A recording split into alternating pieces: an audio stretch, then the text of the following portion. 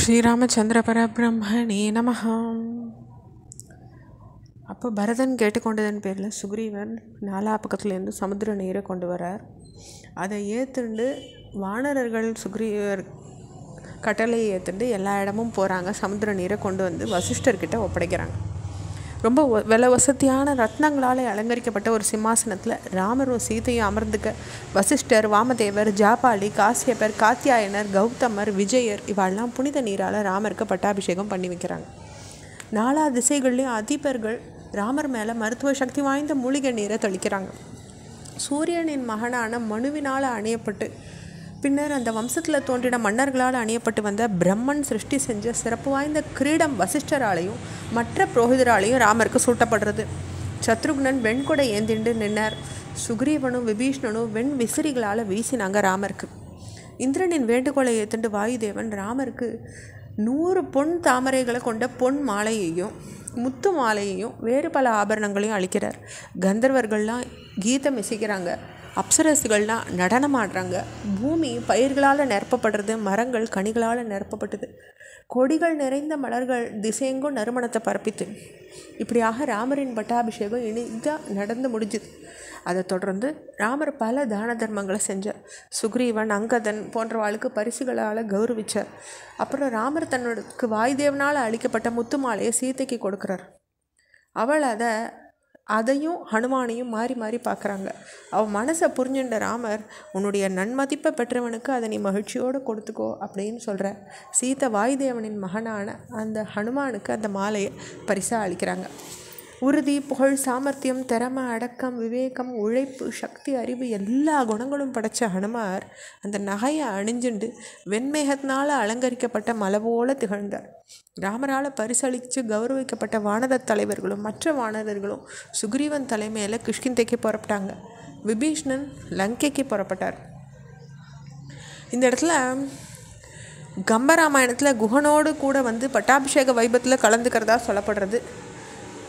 இது தவிர தேவர்களே வந்து ராமருக்கு அபிஷேகம் நடத்தினதாகவும் வருது. ஆனால் அந்த மாதிரி இது வால்மீகி ராமாயணத்தில் இல்லை.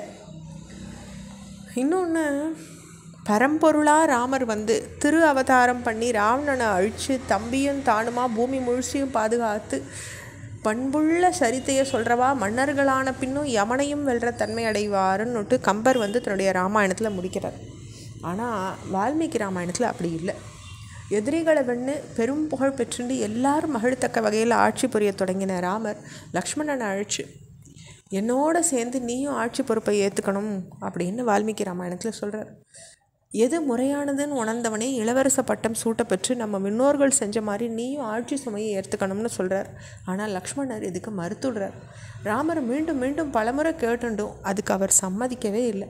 அதனால் ராமர் பரதனுக்கு இளவரச பட்டாபிஷேகம் செஞ்சு வைக்கிறார். பல பல யாகங்கள் ராமரால் நடத்தப்படுறது. ஏராளமான தான தர்மங்கள் செய்யப்படுறது. அகன்ற மார்பு படைத்தவரும் முழங்கால்களை தொடர அளவு நீளம் கொண்ட கைகளை உடையவரும் பெரும் சிறப்புகளை பெற்றவருமான ராமர் லக்ஷ்மணனை தொண்டனாக வச்சுண்டு இந்த பூமியை ஆண்டார். ராமர் ஆட்சி செஞ்ச போது அயோத்தியில் விதவைகளே உண்டாகலை. நோய் நொடியை பற்றின அக்கறையே மனுஷாளுக்கு அறவே இல்லாமல் ஆயிடுத்து. மிருகங்கள்னால யாருக்கும் எந்த பயமும் ஏற்படலை. திருடர் பயம் இருக்கலை. யாருக்கும் எந்த தீங்கும் விளையலை. சிறியவாளுக்கு ஈம சடங்கு செய்ய வேண்டிய துர்பாகியம் பெரியவாளுக்கு ஏற்படவே இல்லை. ஒவ்வொரு ஜீவராசியும் மனம் கழிச்சுன்னு இருந்தது. ஒவ்வொருத்தரும் அவளுடைய தர்மத்தை விட்டு விலகாமல் இருந்தாங்க. மக்கள் எல்லாரும் நீண்ட ஆயுசு படைச்சு நல்ல மகன்களை பெற்றுண்டு துன்பத்திலேருந்து விடுபட்டவாளாக திகழ்ந்தாங்க. மரங்கள் பூத்து குலுங்கி காலத்தில் பழுத்துது. மேகங்கள் பருவம் தவறாமல் மழையை பொழிஞ்சுது. தூய்மையான காற்று வீசிச்சு. 4 வர்ணத்தவரும் தம் தம் கடமைகளை செஞ்சுட்டு ஒற்றுமையாக வாழ்ந்தாங்க. யாருக்கும் யார் மேலேயும் பொறாமைன்றதே ஏற்படவே இல்லை. மக்கள் பக்தி நிறைஞ்சவாளாக இருந்தாங்க. யாருக்கும் பொய் பேசுகிறதே தெரியலை.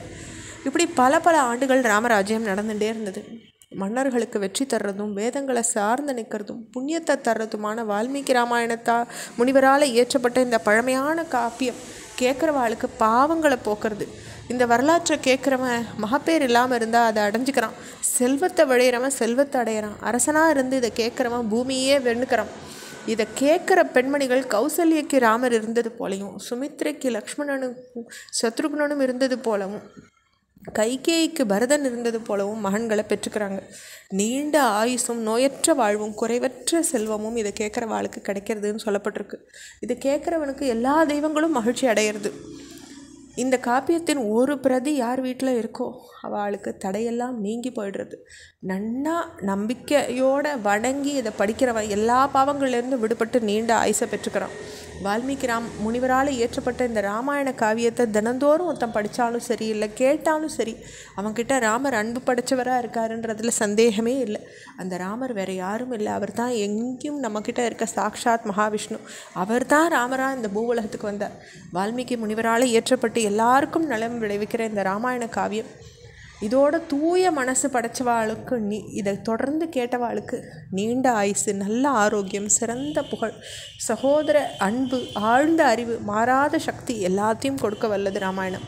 ராமரை நம்ம எல்லாரும் போற்றுவோம், எல்லாருக்கும் நலமே விளையட்டும் அப்படின்னு சொல்லி வால்மீகி முனிவர் தன்னுடைய ராமாயண காவியத்தை ராமர் முன்ன பாடின லவகுச்ச சகோதரர்கள் சொன்னார் அப்படின்னு விட்டு முடிக்கிறார்.